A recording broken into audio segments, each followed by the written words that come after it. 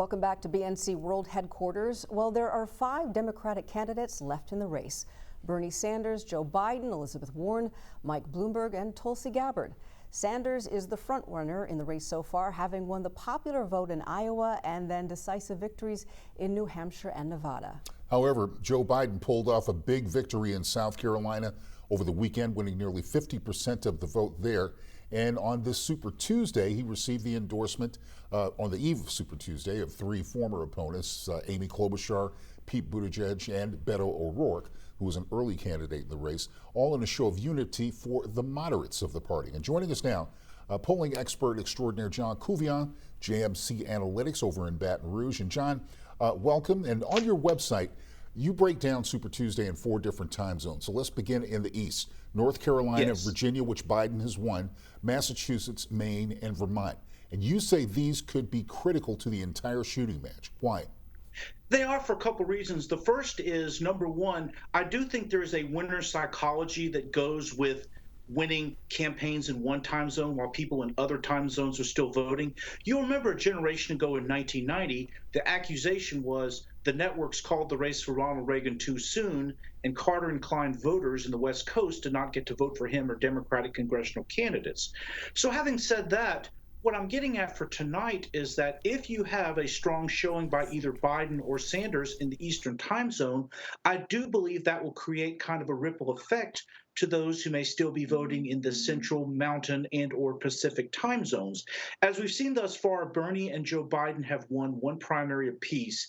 I'm of the opinion that given that Joe Biden has been called the winner in Virginia, I do think that bodes well for him to carry North Carolina as well as the other southern states. Bloomberg, of course, remains the wild card.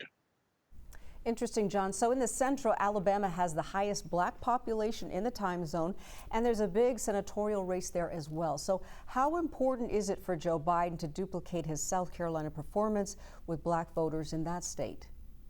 It's very important, and one thing which I think does give him an assist, as you just alluded to, is the fact that given that you have a competitive Republican Senate primary, I do believe that will drain away a lot of more conservatively inclined voters, meaning in plain terms, I would expect an African-American electorate in Alabama of close to 50% on the Democratic side, which of course is almost identical to what it was in South Carolina, and therefore I think that'll be Joe Biden's strongest state tonight. And John, Texas is the big one. If it's not a must-win state for Bloomberg, it's a must-do very well state, I'm pretty sure. What are your thoughts about that race and his chances there? Definitely Bloomberg must win there, but more importantly, he has to win somewhere, because what exactly does he have to show for all the money that he has spent over the last 4 weeks? Because, of course, he has skipped the first 4 contests, so he does have to win somewhere. Obviously, Texas would be the best, but I would caution against that expectation because, of course, Texas has a large Latino electorate, which, of course, Bernie Sanders did well in Nevada, and I would expect the same in Texas. There's also a substantial African-American population where Joe Biden will do well.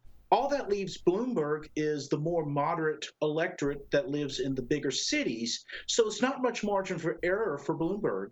Interesting. And what about the mountain zone with Colorado and Utah?